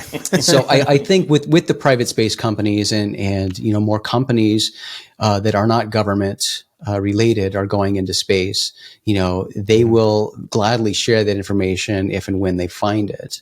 But I do think because of the technology that's now available, and these private companies and the government sending, more rovers and things to both the moon and Mars, and going where I think they should have gone all along, and that is into lava tubes and subsurface. Yeah. That's where things are going to be found. Right. Yeah. I agree. 100% agree. I mean, do you think it's a coincidence or weird? What I've found fascinating is that the conspiracy theories always sort of like predate the somewhat like rational thought, or maybe I could be wrong, but there was like an idea that if there were aliens on Mars or the moon already, that they were subterranean, living in lava tubes. And then I always found it fascinating that as we are now on the precipice of going to the moon and Mars, that our, in fact, plan is to go subterranean and live in lava tubes, which makes me think like, well, of course, why wouldn't we do the same? Either is there a possibility that aliens somewhere informed that decision, or is it just coincidental that like if there were aliens that they think like us and they're biological beings that were like, hey, the radiation out here is shit, we need to go underground? Yeah, hey man, anything's possible. But I do know in the astrobiology world, that's always been a thing. Where looking for life below surface, especially on a planet like Mars, makes the most sense, because if life is anything like us, life here on Earth, that's the safest and best shielded location where you would find life, because it has no atmosphere and stuff, right? Yeah, and it's shielded from everything that would be harsh to us. And we know that there's water on Mars, and if you're not seeing it on the surface, subsurface is where it's at. Right. Yeah. Thank you. Well, I mean, you've been doing this for a little bit now, and more is coming out. In your opinion, what is like the top, like undeniable evidence that this stuff is real? UFOs are real. Aliens been visiting us. What has stuck out to you the most, that this stuff is real? I think the best thing for me personally, and certainly for the general public as well, comes back to the government. And the government is, a tricky thing when it comes to UFOs. There's this weird sort of like cyclical relationship, this kind of back and forth that plays out, because, first we see the government as the bad guys in UFOs because they're the ones who have the information and they've covered it up and they're hiding it from the public and they're lying to us. But then we have official government programs that are providing us with official government information detailing things about UFOs. And that's documentation. That's official documents that we can, point to and say, here, this is a thing, and show to the people in the general public and say, see, this isn't just some crazy conspiracy theorist talking here. This isn't crazy Uncle Bob. This is your government saying, here's something, and we have no idea what it is. So, but then can you trust that information? Because we just established they're the bad guys and they're lying and they've covered it up and we know they have. But when it comes down to it, having that documented evidence to point to is fantastic, but also understanding that's where we get the understanding that, and again, this is a problem for the UFO community, because the UFO community gets frustrated with any talk of anything about the potential existence of UFOs, when for the general public, we're all the way back at that starting line. Like, they're back at the question, do UFOs exist? And to us, that's a very silly question, because we're well beyond that. And it doesn't take, falling down the rabbit hole and deciding you're going to finally believe some of these crazy ideas. It comes down to facts. We know that UFOs are real, and our government and governments around the world have actively investigated UFOs and are perplexed by UFOs. And they certainly wouldn't spend the time and the money and view it as a military situation if it didn't exist. You don't investigate something that doesn't exist. UFOs obviously exist. There are things, lots of things flying around in our airspace that we can't identify, that our military can't do anything about. They scramble fighter jets to intercept these things, and they can't find the things that they're trying to get. These things just, kind of do whatever they're going to do. What are they? We don't know, and we can speculate all day about that and entertain the extraterrestrial possibility. But what it comes down to at the very basic level is we know that UFOs are real, not only because they're seen by thousands of people from all walks of life every day around the world, but because our own government and governments around the world have and are actively looking into UFOs and trying to figure them out. Is there one, so if let's say you're in court right now and you're a lawyer pleading your case, is there one specific case that you would present to John Q. Public that, hey, I'm Jason, I've studied this stuff for a long time, and I'm rubbing shoulders with the top brass in this subject. There's a lot of shitty, blurry cell phone photos out there. Ignore all the thousands of misdirections. Here's one concrete thing that stuck with me over my decade worth of research that you would feel comfortable presenting to someone that you think has stood the test of time. No. Just one? No. You don't think there's one? You No. think there's holes in all of them? Nothing for the court of law. And I can comfortably say that because my wife is an attorney. So,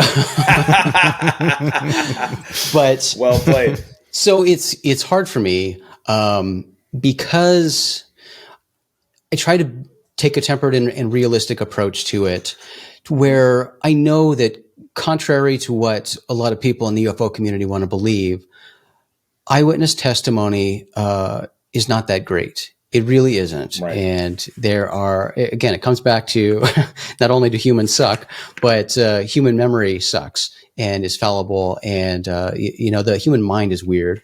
But also in the court of law, no, UFO people like to say it's enough to put a man to death in the court of law. And no, it's not. Attorneys know, and judges know, and anybody in the legal system knows that eyewitness testimony is shit, and it's viewed as such. Yes, it can contribute. It's viewed as contributing evidence in a case, but overall, eyewitness testimony isn't really worth that much and isn't considered to be very heavy in a case. But when it comes to UFOs, mostly that's what we have to work with. And I think when it comes to UFOs, it's incredibly valuable. When you speak to witnesses, and especially when it comes to a topic like, alien abduction, encounters with extraterrestrials, that's a topic that, I'm personally skeptical about because, again, we deal with what we know and what's happened to us. And, that's something that's outside my reality, something I've never experienced. So all I have to work with is what I'm hearing from other people. And I will say that having talked to so many people who have these stories over the years, people like Travis Walton. Yeah. You hear them tell their story and you get to know them. You talk to them face to face. You get a sense of their sincerity. You can tell that something happened to them. I don't know what happened to them. I wasn't there. It could be extraterrestrials, but it could be something else. I don't know, but I can tell you that some of these people, I can tell you that something happened to them. They were genuinely affected by something, and it still affects them to this day. That's powerful, and that's just testimony. That's just talking to somebody and hearing their story. So when it comes to UFOs, that's really a lot of what we have to work with. Yeah, you mentioned blurry photos, videos. We've got government documents and all that. We've got high-powered government officials, military personnel, pilots, police officers, scientists, doctors, lawyers, people from all walks of life who have their own personal experiences with UFOs and or extraterrestrials. They've got, their official documents and whatever to show you or tell you what they heard from somebody or what they were briefed on in some secret meeting. But when it comes down to it, again, that's just somebody's testimony or second or third hand testimony. And when you're looking to try to prove a case in court, that's all crap. It's not going to get you anywhere.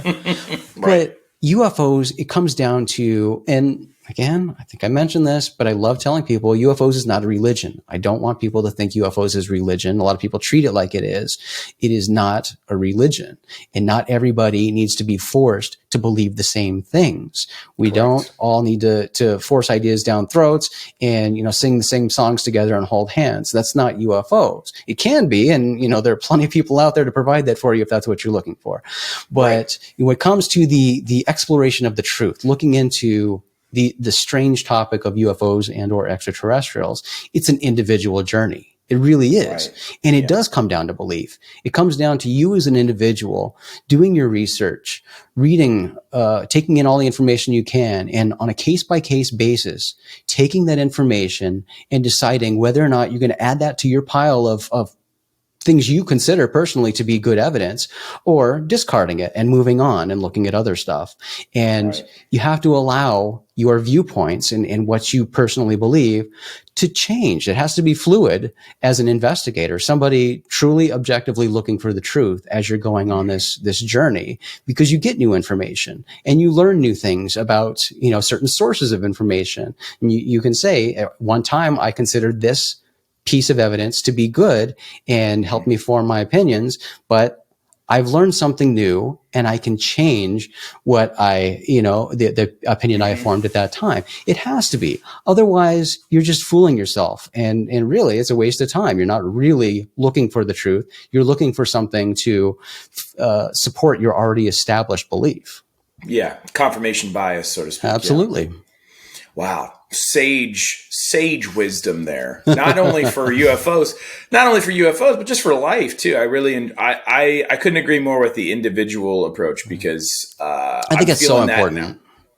It is. And I've learned my lesson, which is another great segue into, I learned that lesson as recently as like yesterday and today, right? There's this new information that's come out, right? The debrief, media that came out, and their article talking about, again, cell phone photos of a elongated triangle out of a cockpit of an FA-18. Well, the original article is just the story. It's the testimony of such and such people saying this exists. And then we get this photo.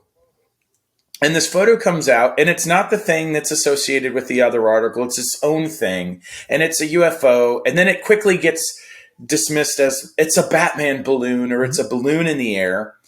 And I'm sitting here as someone, again, newer, and which is why I'm listening to your wisdom and receiving this very well, because I'm sitting here like, I don't fucking understand.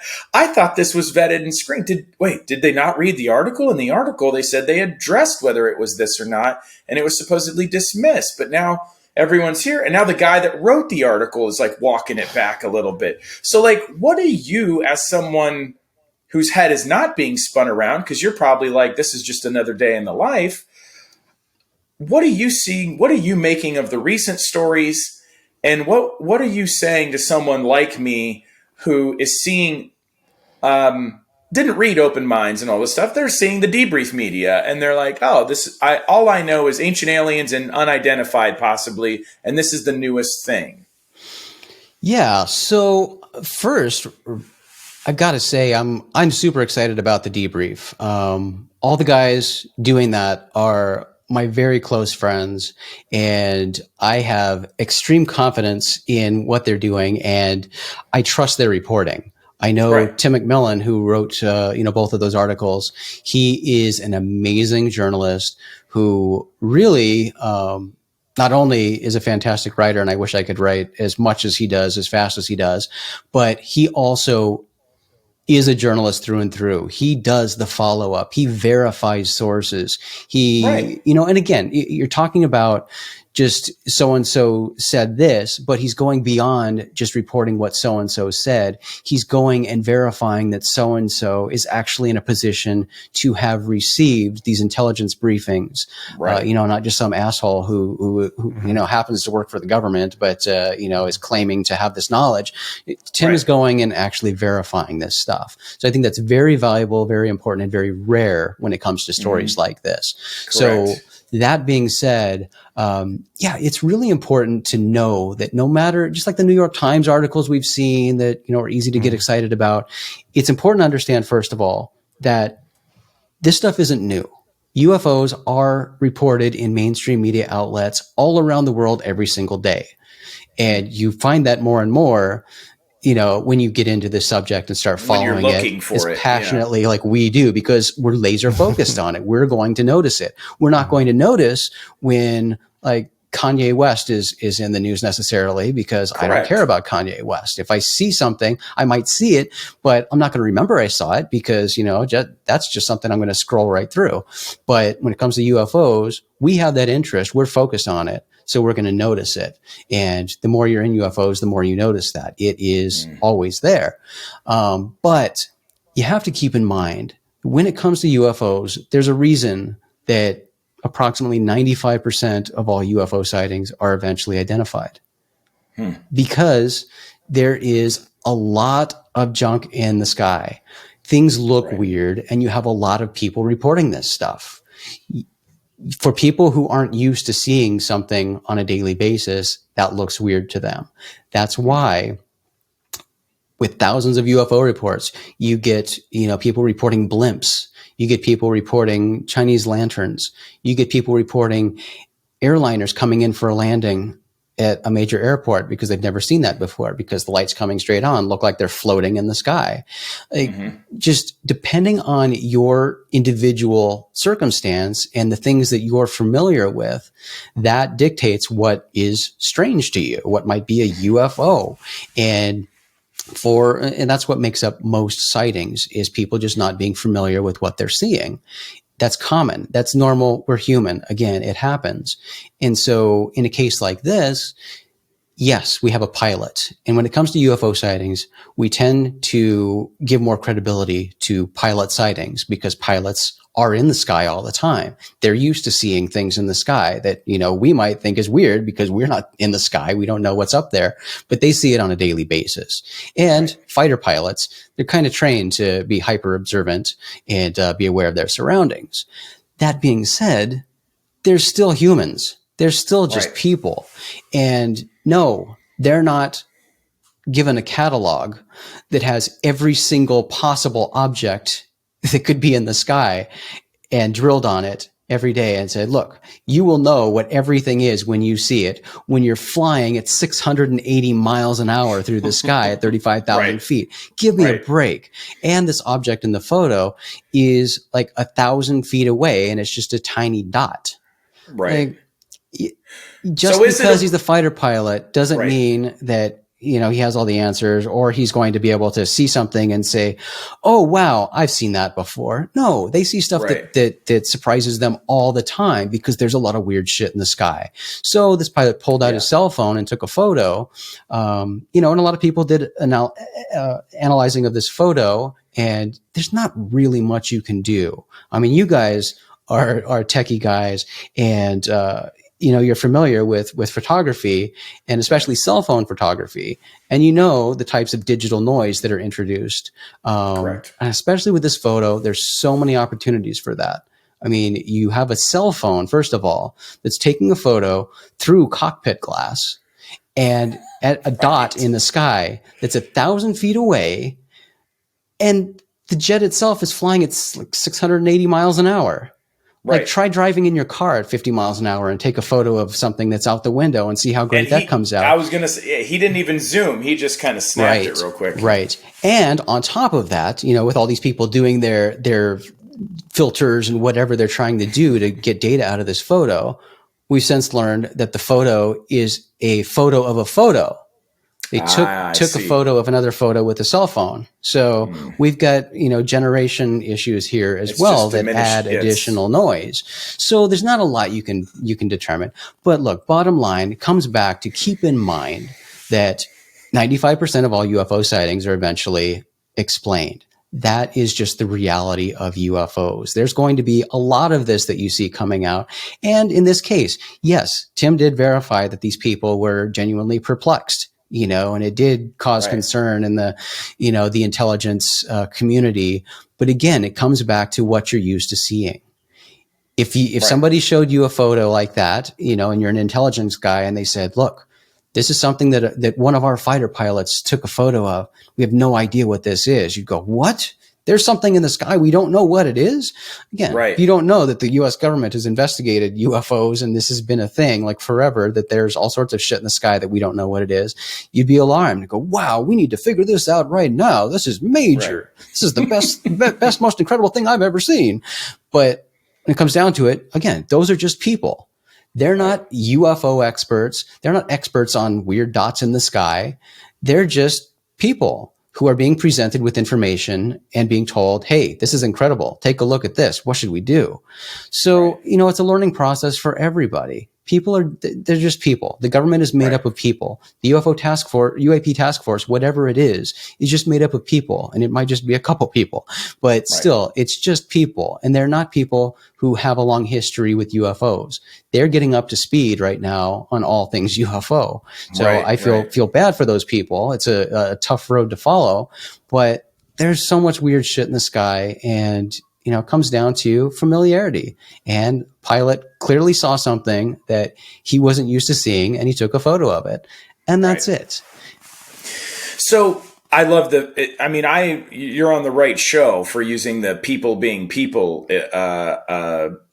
posit, because that's what our whole thing is about, is just remember, like, I believe in humans is not just a play on words. It's like, remember the humanity of what we're doing, right? Yeah. Like, humans make mistakes, humans err, and just because you erred in one section does not, in my humble opinion, it's not the like one bad apple spoiled the whole bunch. It doesn't mean that Tim's article is null and void. In fact, I thought what I saw through was great reporting in terms of,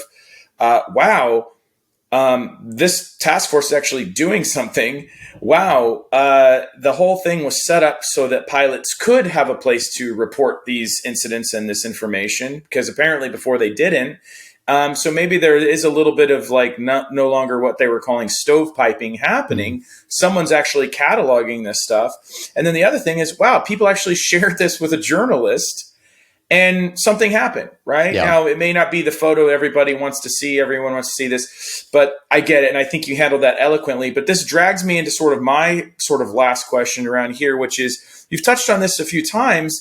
And really, this was my first encounter. Maybe it's just because I'm brand new to the UFO Twitter sphere here. But the thoughts on the UFO community. Tim is out there. It seems like the community runs in really these like factions or these groups of people that kind of huddled together, and they're like, I saw that photo. It's like high school. I saw that photo 4 years ago. Well, thanks for sharing, asshole. Right? Like, Tim goes out, does this work. He's part of his community. And then this community over here is like, yeah, fuck you and your article, but let us see it. I can't wait to read it. You know what I mean? Like, what is up with the UFO community in this like fractured divide and conquer thing that seems to have happened here, that you clearly don't strike me as someone who's involved, but you seem in the know because you've mentioned it throughout this episode here. Yeah. So back to the point again, the theme of this show, humans suck. I really think that's what it boils down to, because I think we're going to have to collab on the merch. I think so. It's an important thing to just understand that is a reality. Humans do suck. We're all individuals. And, when it comes to, as I mentioned, you see this in really any group, no matter what the topic is. You're dealing with UFOs and, the unknown, this strange topic. You're going to get a lot of passionate people and a lot of excited people and people hungry for information, hungry for answers. That's what a lot of people are looking for answers. Right. So, that's very personal to a lot of people and very important to a lot of people. A lot of people view this topic as something incredibly important, and it's where they've chosen to put their time and passion. So they're very, very ramped up. They're invested, yeah, absolutely. And a lot of people, they'll dig their heels in and take a vocal position when it comes to certain things. And nobody likes to be wrong or look silly, but yeah, it comes down to humans being humans. And I don't think it's anything special about UFOs. I think it's just any community you're going to see that. And the UFO field, the UFO community, if you want to call it that, is extremely broad. So it's not really surprising you're going to see that. I mean, you got a gigantic topic. UFOs covers so many different things. And, you know, there are plenty of people in the UFO field who have no interest in contact and in abduction, you know, things like that. You have people who have no interest in sightings. You have people who have no interest in actually established researchers or authors, you know, don't care what they say. You have people who pick and choose who they want to listen to or who they think is working for the government or, you know, all of these things. It just, you have so much of everything. It is a large community, a lot of people with a lot of different sub-interests within the topic of UFOs. So it's understandable you're going to see a lot of that. And social media is very vocal. I mean, and it's growing and growing every day, the number of voices you have chiming in related to this topic. So there just is an increasing amount of noise and what appears to be hostility and, you know, chaos within the community. But again, like I said, that's, as you know, all of us, we grew up, you know, as internet was like becoming a thing. And when social media networks were starting to become a thing, and we know all about, you know, the internet trolls and, you know, just the kind of mentality of people who are the most vocal on social media. And that's what you see. It's not an accurate representation of the UFO community as a whole. And again, when the world allows and we can get back to going to UFO conferences and doing things actually in person and engaging and interacting with people in person, you get a real sense of that, you know, it is a community, and people, although they don't all believe the same way or you know, have the same sub-interest within the UFO topic, it's still a shared interest, and they can have a civil conversation. Well, and I'm glad that you said that, because it seems like the silver lining, kind of what you said is, I mean, I've not personally attended a conference because it's been months or, you know, a year, I guess, since they've been it will probably be a year since they'd be able to go. And so you see this more online is really the only way we can communicate about these subjects. But I think the silver lining is, that, because I think that I'm of the mindset that the idea of disclosure, the drip feed of disclosure, if it's true, if it's out there, right, the government prepping, what I think is that it's not necessarily us sitting around waiting for the government to do something. It's people asking questions and being inquisitive that really will draw this out into the light. And if we could just learn to support one another and realize that people will make mistakes along the way, that's just part of it, right? And that you attract more bees with honey, right? Sort of a thing. It's like, look, we're all on the same team, but unfortunately, like you said, humans suck. And there's this piece of us that UFOs is so huge and broad. It's almost like there's a race to be that guy who has their name forever etched in history. Like, you're the guy that, like, found the flying saucer. It comes back to just human nature. You see that's social media. That's what social media is. You know, people want attention. They want recognition. Right. They want, you know, the most likes on something. They want to be the person who breaks a story. They want to be the TikTok star. I mean, that's social media. That's what it is. And it's people like attention. They always have and always will. Speaking of TikTok, we'll be having Dustin doing his weekly WAP dances twerking on TikTok. That's how we get our followers, Jason. I support that. But look, you make a really good point, and I think, you know, I'm so glad to have met you guys, because that's what it comes down to. It's just like anything else in life. You know, yes, there are tons and tons and tons of people in this giant community and this giant planet who have this shared interest in some form or another. But the real value is meeting people and finding the people who are more closely aligned to you Correct. And that is that's the healthy way to go. Yeah, you grab onto them and you're like, you're coming with me, dude. Absolutely. It's just like anything else in life. You find the people who are your people and you roll with it. And like we said, it's an individual journey. And when you find those people who are like-minded, and can contribute and roll on that journey with you, you're better off. Mm. Yeah, well, I can't wait till COVID's over and we can go to a concert together, have a beer. Oh, we will do that, man. Sip some whiskey. We will do that. Yes, that needs to happen. Days. Yes. What was your last show? Ooh, that's a good question. Before COVID ended? Man. Yeah. Mine was Angels and Airwaves in Vegas. Oh, nice. Hell yeah. Which was Shit. Was it 2019? They've been, because they haven't debuted an album for a while. That's what, but their next album is supposed to be the soundtrack to the film he just shot, right? That's the word. Yep. So was that 2018, 2019? I think honestly, my last concert I went to was that Less Than Jake concert. It was at it's called the Frozen Harbor Music Festival in Baltimore. Mm. The only one that's sticking out in my mind, I mean, I live in Nashville, so I always go to random things. I used to anyways. But is probably, I went with my buddy Mike on his birthday to see Thrice. Oh, sweet. That was a good one. That was a fun one. Thrice is amazing. That's the only one I can think of right now. Yeah, shows seem so long ago. Right? I was like, I had to dig for that one. I hope these bands still exist when we come out of this. Well, I will say, I did give you winter. the good news about Less Than Jake's new album this month, and Goldfinger just released an album.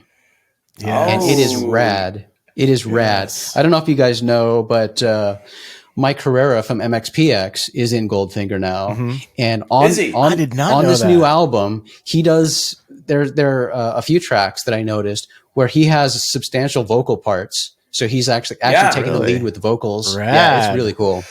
I think I was listening to LTJ on Spotify, and I think now it makes sense because Goldfinger and MXPX were coming up, and you know how Spotify does like the associated sort of artists once your album runs out. That's amazing because I haven't thought of Goldfinger since like '99 Red Balloons and way back then, and man, they've got a big catalog, man. They've got good music. Yeah. They've been churning it out. I don't know if you guys caught any of their pandemic videos, but they were really cool. They've got maybe 4 or 5 of them. Check out their YouTube channel. But they did this thing where, like everybody did, where they all had cameras set up and they played and they edited it all together really cool as they're playing these songs together. It's really cool.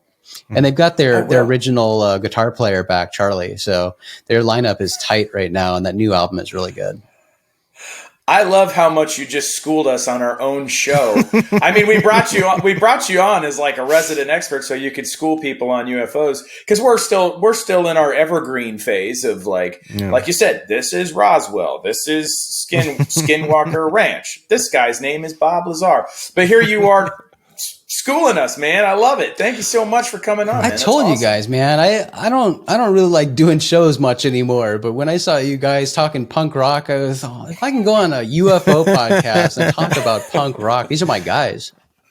Absolutely, brother. Oh, we appreciate you. You're welcome man. anytime. Thank you so much. Oh, yeah. And I have one more question. Now we're trying to ask all of our guests every time they come on. Straight up, man. Do you believe in aliens? I do. Absolutely. I'm a huge astrobiology nut. And I mean, I pretty much know that the universe is teeming with life. And when I say life, I think intelligent extraterrestrial civilizations are out there in crazy numbers. Right. Absolutely. Do you think they visited? Agree. I'll take it one step further since you're the educated, you gave us the educated which I sometimes call the easy way out because it's like it would be a statistical anomaly for there not to be life or intelligent life. I didn't give that lame answer. Mine was a little better than that. I hate that. You did a great job. Yeah. I'm just digging in deeper and I'm just twisting. You're a journalist. You've got to ask the pointed questions to get the answers or try to get the answers. Do you think Justin likes twit? Sorry. I was gonna say Justin likes twisting nipples, but I could tell that about it. I think you've learned that. You've learned that from now, yeah. Yeah, I mean, I think he got that from the beginning. He was like, "I'm going to hide my nips." Since I've been on a roll making you guys jealous, Tom DeLonge has twisted my nipples. Has he? Oh. Were they bare or is it through the shirt? I wish they were bare, but no, it was through the shirt. All right. Join us on episode 2 when Jason McClellan revisits his purple nurples. We'll have to put on some sexy music for that one. All right. So do you think... less than Jake writes it. Do you think said intelligent life has visited Earth? Let me ask you that. So I will give you the journalist's answer. And my answer as a responsible journalist is I always entertain that possibility. I personally have not seen evidence that convinces me of that fact, but I do remain open to the possibility. So you heard it here, ladies and gentlemen. I tried. Okay.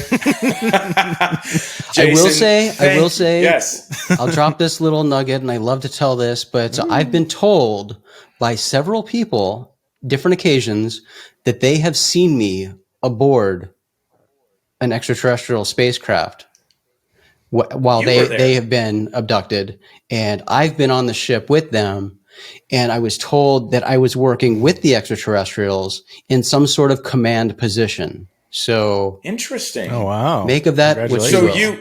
You could be you're either the second alien we've interviewed because we did have Valiant Thor himself. I don't know if you on any of your shows have actually had a Venusian rock and roll metal star on your show. I'm jealous of you guys. You guys have one up me there, but I have been, and anybody who spends any time in this field, and especially in a role like you guys, it's only a matter of time before you're accused of being a reptilian alien. And I've been accused of being a reptilian many times.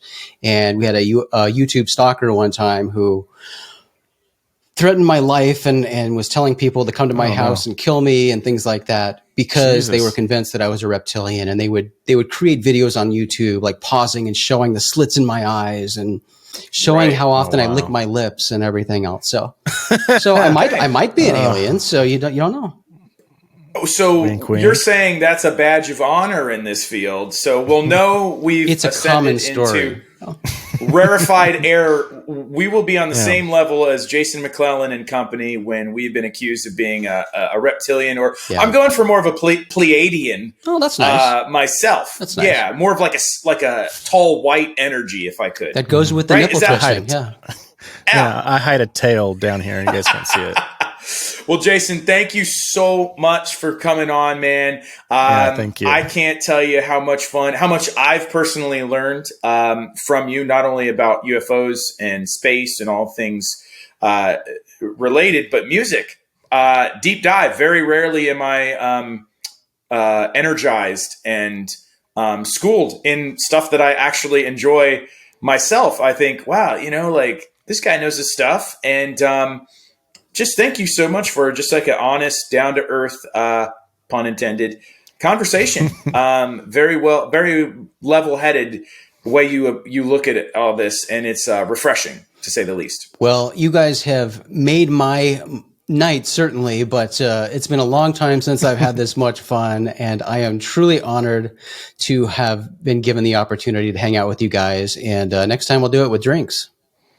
Absolutely. Please, yes. Amen, brother. So Jason, on our way out here, can you tell the people where they can find more Jason McClellan if they want to get 2 feet in and check out your reptilian videos? Although, where can they hunt you down? Although people suck, I will tell the people where they can find that information. The people and the aliens, I don't discriminate, but pretty much everything I do, I put on rogueplanet.tv. That's where all of my creative stuff lands. Always on Twitter @acecentric. So those are the 2 best places to follow me and everything I do. Awesome. And we will put those links in our show notes and everywhere we can. We'll be blasting on our socials. So if you want to just follow us, of course, on Instagram, Twitter, Facebook, we'll put this up on YouTube. So please like, subscribe, comment, all that stuff. Follow us, follow Jason. You know the routine. Where else can they find us, Dustin? I mean, I think you hit it all, man. All the socials, all the good stuff, you know. Right. And please reach out and keep asking questions. It's the only way we're gonna get answers. Let's work together, guys. Yeah, and Dustin, don't forget that it's okay to believe. You're not alone. Peace.